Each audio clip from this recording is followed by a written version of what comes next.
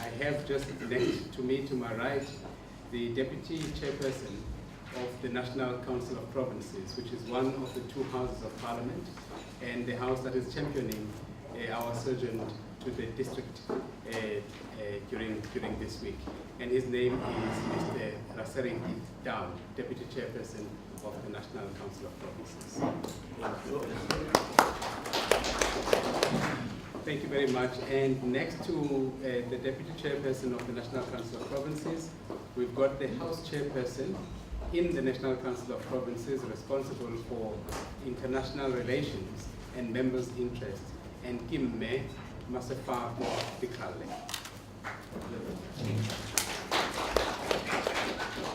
Okay, the Secretary to the National Council of Provinces, who heads up the administrative part of the House, is Advocate Motiveti Pindela, seated at the far right.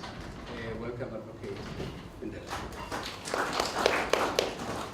Right, thank you. This is how we're going to request Advocate Pindela just to lay the scene for us by way of a short welcoming note to all of us.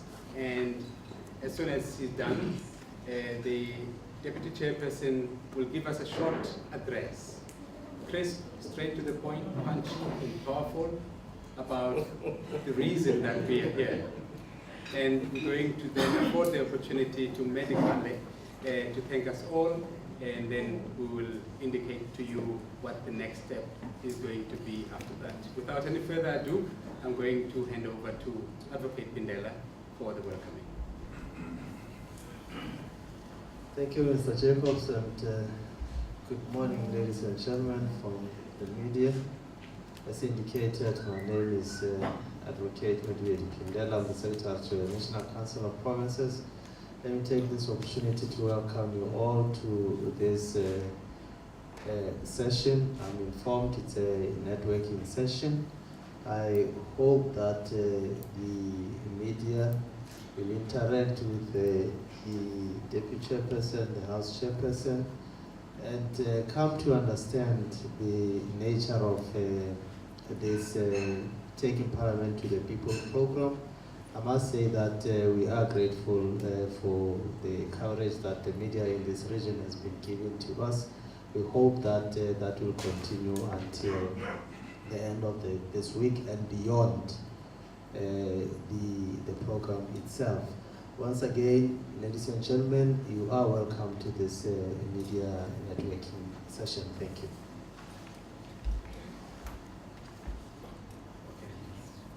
Thank you, Advocate Pindela. Now the Deputy Chairperson will address us. Deputy Chairperson, over to you. Should we stand up? Sometimes. No, thank you very much, and welcome once more. You know, speaking of this program, at times I don't know whether if it is a difficult thing or an exciting thing. Because it always provides one an opportunity to really begin to ask yourself, why am I a member of Parliament in the first place? Even before you then start thinking of the program itself. But perhaps that would be the entry point to say that as members of Parliament, we are elected to represent the people. And representing the people, it means only simple things. That one is to ensure that the kind of legislation that we pass are pieces of legislation that serves the interests of our people, that makes the lives of our people much more easy. The third one would be that the kind of budgets that we pass are the budgets that will ensure that the lives of our people really improve. There is proper infrastructure, there's job creation, does the economy grow, is there a future for our children and so forth. And thirdly, as members of Parliament, what then becomes our role after passing this budget insofar as accountability is concerned? How do we ensure that we oversee the expenditure? How do we oversee the extent to which the money that we had passed as members of parliament really served the interests of our people. And it is within that context that we then, as ourselves, we then look at ourselves and ask ourselves, but then who are we as parliament? And for a very long time we grappled with this concept until we arrived at a point where we said, we are a people's parliament because we represent the interests of our people. And therefore, beyond being a people's parliament, how then do we ensure that we create space, we put in systems, we develop mechanisms to ensure that our people can find a relationship, or this institution can give expression to this notion of a people's parliament? Because it is there in Cape Town, but our people are there in the rural areas. Our people are there in the far-flung parts of the country. How do we act? How do we open up parliament for them to be able to participate in parliament? And it is for that reason, honorable members from the media, that we conceptualized this thing of opening up parliament to ensure that our people can access parliament. And by so doing, then the view was then endorsed of us having to take parliament to the people, because the constitution allows that, because the rules of the house allows that. In so doing, we then said we need to take parliament to the people. And that's how we arrived at a point as the National Council of Provinces to say, we are going to take parliament now to the people. But who and where? That was another question that we had to ask ourselves. Do we go to Soweto, to Johannesburg? Do we go to Pretoria? Do we go to Durban in KwaZulu-Natal? Where our people have got access to internet, they've got access to telephones, they've got access to jobs and all those sorts of things, where they can even easily access parliament, whether it be by television, watching television and so forth. And we then said, no, ours is about reaching the far-flung areas where ordinarily our people will not have an opportunity to reach parliament, whether it be via email, via, no, Instagram is this one, don't you? And it is an Instagram, whatever. So those are some of the things that we really need to grapple with. And we said, no. Ours is about identifying a province, identifying a district where there's a high level of unemployment, where there's a high level of poverty, where there's a high level of illiteracy, where there's a high level of inaccess insofar as transportation is concerned, insofar as communication tools are concerned and so forth. That is why even when we go to a province, to a district, we would always choose the worst municipality that we know that ordinarily our people would not be able even to access that municipality through whatever means. Hence, we even provide transport to go and collect our people, of course informed of a particular radius to ensure that our people are there. And what do we do in this program?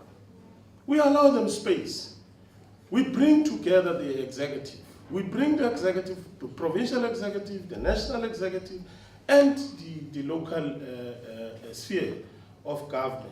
And why do we do that?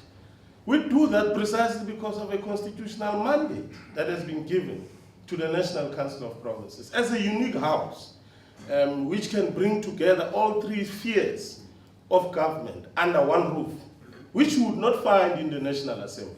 In the National Assembly, you would not find a Salga or a councillor going there and debating on behalf of local municipalities and so forth.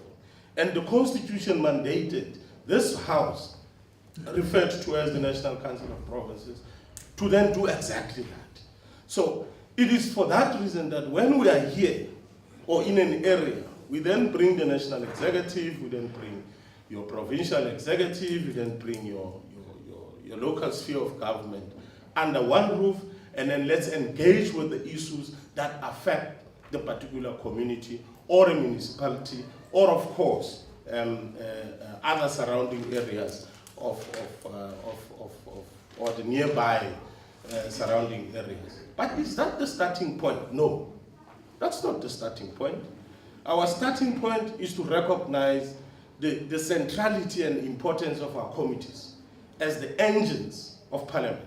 Because without functional committees, without our committees being operational, we'll then not have Parliament, because it won't be effective. So therefore we need to have that entry point. And our entry point is to ensure that our committees go out. And in so doing, because our objective is to reach out to as many people and many areas as possible.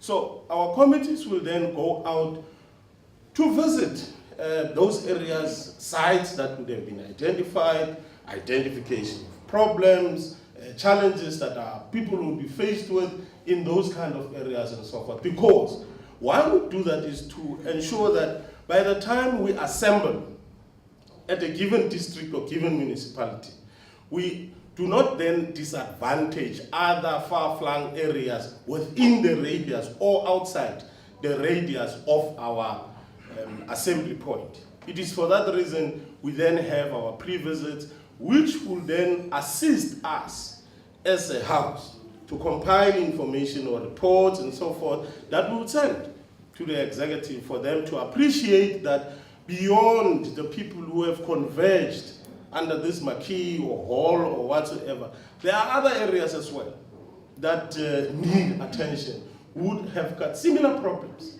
that affect or that need to be addressed. And beyond the program now,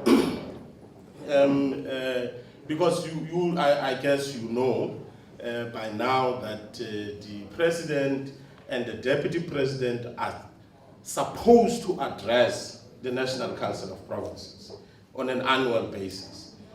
The first address would be by the deputy president, and the second address would be by the president himself. So in the first phase, or the first part of taking Parliament to the people, that then culminates in a platform in a platform wherein which the deputy president will then give his annual address. And then the second one, for instance, in November, will be in another province. That's where now the president will be giving his annual address to the National Council of Provinces. So the week ends with the deputy, this week now, I'm talking about this week. It will end now with the annual address by the deputy president. So in a way, it's a very, it's a process that really strengthens, one, accountability, two, people's involvement. It advances the principle and deepens the principle of understanding what this People's Parliament is all about. Because after all this, we will then compile a report and go back now to Cape Town and debate this report.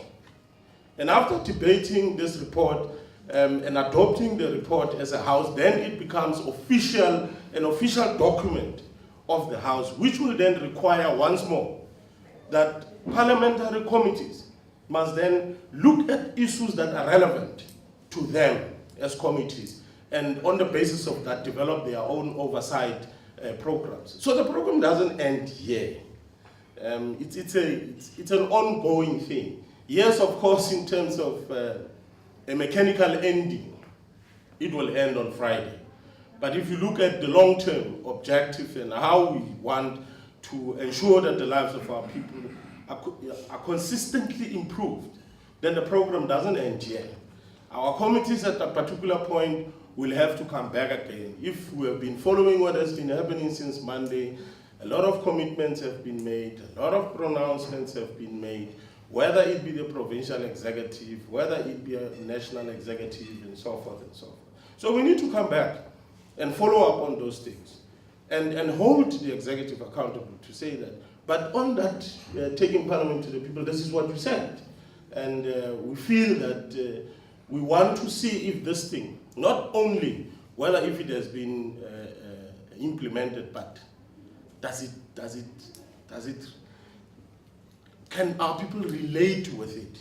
You know, to build a crash is easy to say tomorrow we are going to build a crash that is worth 5 million. Yes, of course, you build a crash, then what? There are no kids, there are no chairs, there are no instruments. Even if there are kids, there are no instruments for kids to play. There's no relationship with the Department of Basic Education as it is committed insofar as grade R's are concerned. We heard the Deputy Minister of Education 2 days ago saying that part of the improvement of grade R is concerned is to introduce a curriculum for the grade R's now. How do we monitor that? It is for the committee of responsible for education to come back and see as to whether over and above the period that has been stipulated, did that program, or is it being implemented, and does it really serve the interests of our children? Chair, I think I've done or met your expectations. I don't know. I'll hear. Thank you very much. I think the protocol has now been redefined. I can no more sit while seated. I have to stand up. I didn't warn you. You can't say, I said punchy, I said crisp, I said powerful. Now it is about accountability. It's about building public participation and building a parliament of the people and working with the people in doing so. That was the Deputy Chairperson of the National Council of Provinces, ladies and gentlemen. I think I should say that you should feel free to place all this information on the front page tomorrow. This is not a closed briefing. We don't do this thing in Parliament. And I think you might also be lucky if you are to follow up on these things, because I'm sure it has opened an avenue for you in terms of understanding what underlies this initiative. It's not just showing face here. It's about a commitment. It's purpose-driven. It's about results. And they have been defined in broad terms to us today. I'm sure you might want to follow up and zoom in and get to understand it and break it down for the people who have to understand it. So that's the taste of what lies beneath all the effort that we have seen for the past week. In fact, preceding the week that we have been physically here. So feel free to follow up. There are people who can facilitate that for you, to make contact with the Deputy Chairperson, not only him, but others in the leadership who work with him to make this initiative of this nature the reality that we now have come to be accustomed to as South Africans. I think it would be good if you agree, Deputy Chair, before we leave. I know that there's going to be load shedding, and I'm told it could precipitate unprecedented people shedding soon. So we don't want to too much. But perhaps a question or two, or a comment on what the Deputy Chairperson has said before we invite the House Chair to wrap it up for us. Is there a question or two?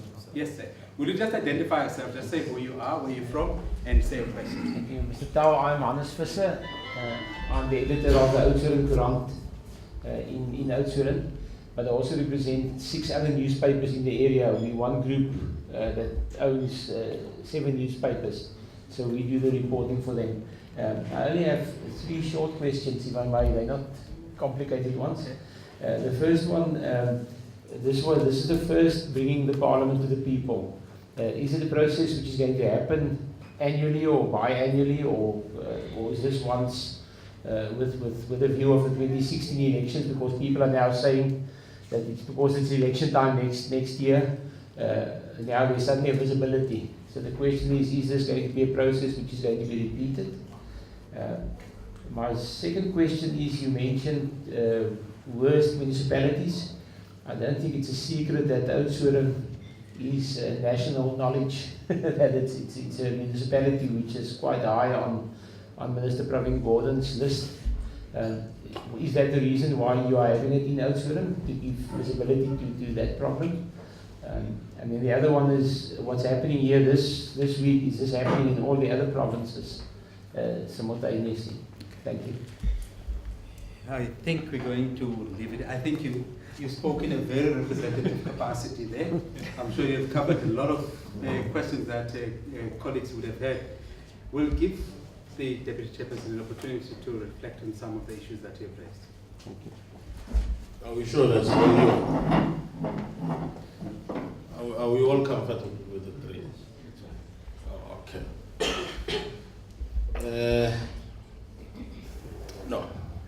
No. Number 1, no. To all three.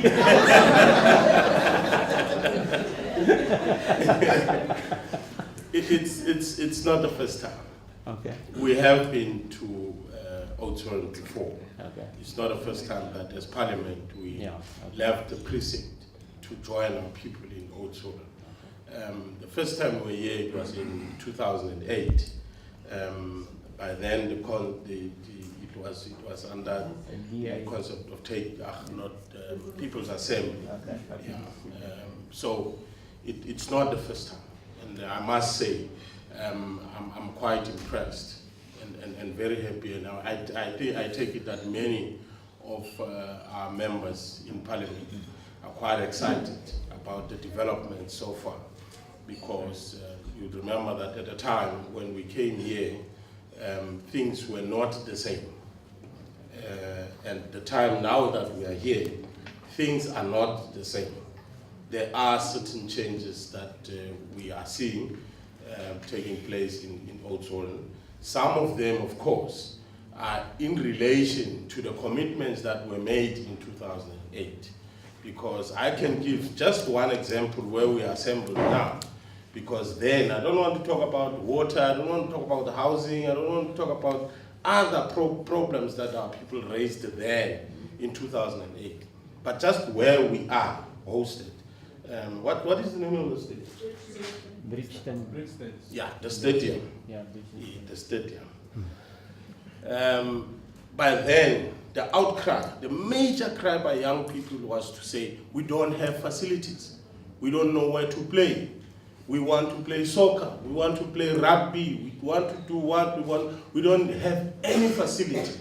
And there was a commitment made by national department then, together with the provincial government, to say there will be an infrastructure built for young people to be able to play and to grow physically fit as young people of Oudtshoorn. And there it is, as an infrastructure and so forth. So it's not the first time.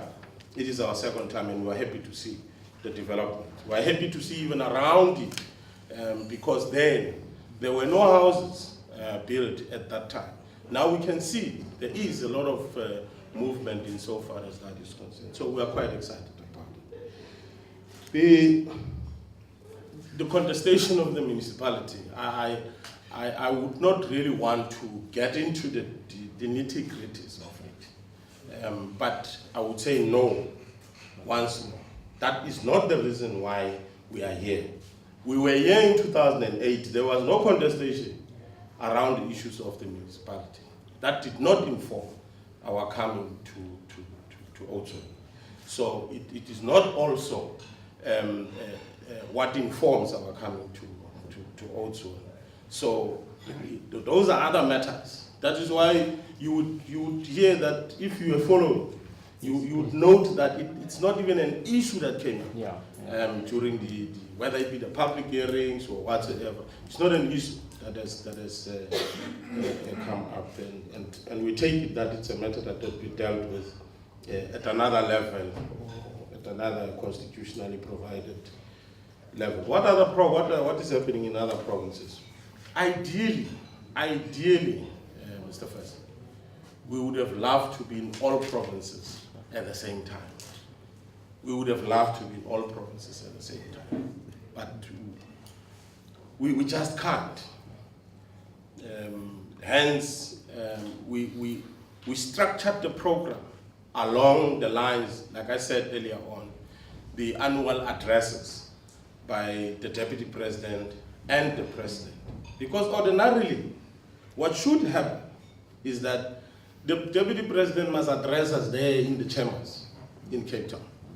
So we said, no, this is an opportunity also for the Deputy President to then link his address not only to us, but also to the general populace or the citizen of South Africa.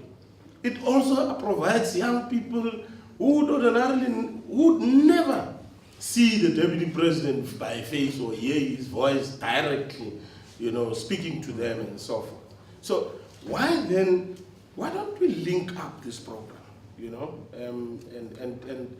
and ensure that dialectically it speaks to the same objective, which is to communicate, to reach out to our people. Equally so in November, the same.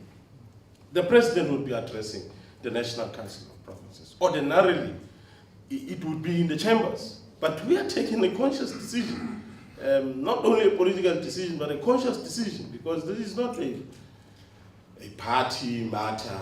It's about the institution. It's about reaching out to our people. It's about allowing or creating space for the leadership of the country to also link up and be able to engage with the South African population. So it's really not about any other thing. Like I said, ideally it would have been nice to be in all provinces, but because of limitations, whether it be human or capital, we then decided that no, let us rather, because of these limitations, let us rather align it with the addresses of the deputy and or the presidency. Let me put it that way. Thank you very much. No. Keep that in mind. Ladies and gentlemen, we're now going to request the House Chairperson, Medikale, to give us a comment. Medikale,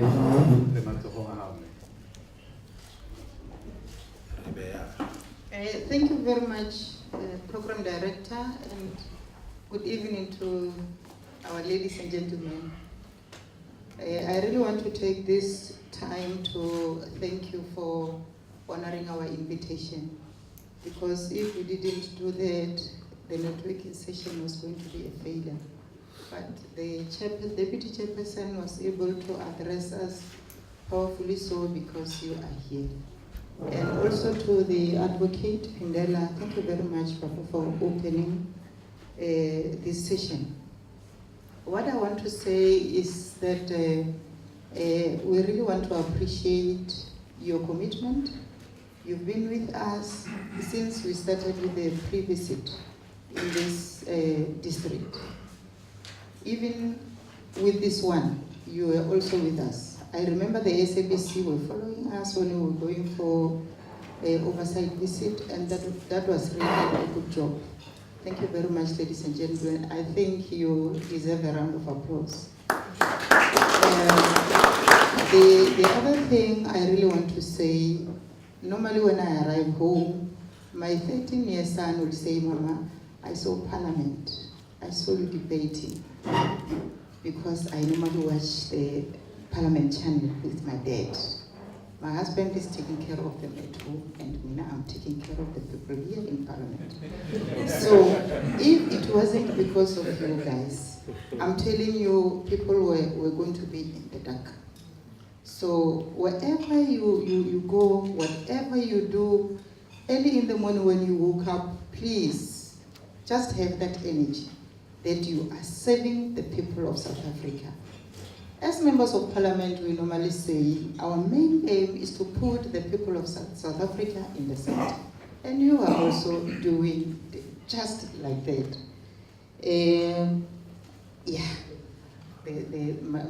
My secretary here is trying to remind me that we were also with the Eden FM and all the media people that were with us. But anyhow, I carry you know the SABC mics are written. SABC. So it's not easy that we'll forget them. But anyhow, I believe even these other FMs will have their way of us thinking about them whenever we speak. But anyhow, I really want to say thank you very much. You just operate like the angels. When we are in church, the pastors will tell us that everything that you do, you must know that the angels are waiting to take the report to heaven at the end of the day. So it's what you are doing, ladies and gentlemen. Our people now, the South Africans now, they are waiting, they are in front of the TV, in front of the radio. They really just want to hear what is it that you collected to feed their mind. So keep up the good work. Thank you very much. And you must know that me, myself, I love you.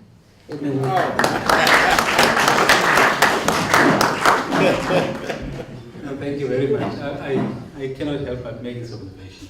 Initially, the deputy chairperson refers to members of the media as honorable members of the media. There was no calling of the chairperson to order. Now, the House chairperson refers to the members of the media as angels. There is no objection to that. Do you members of the media accept that category? Are you honorable? Are you angels? But no, because you take it, we will believe it. All right, thank you very much. I think now we should just thank the program director as well.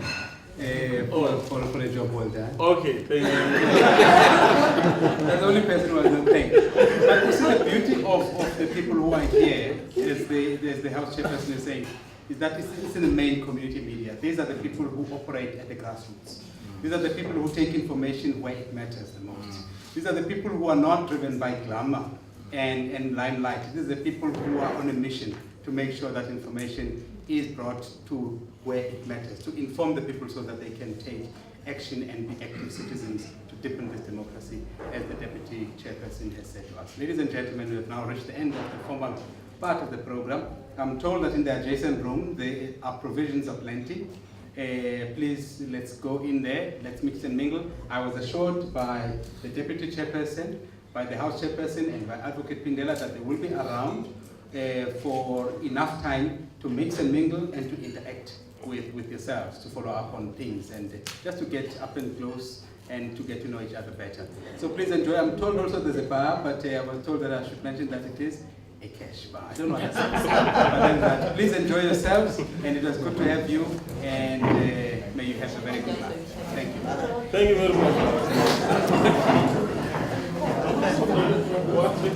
much.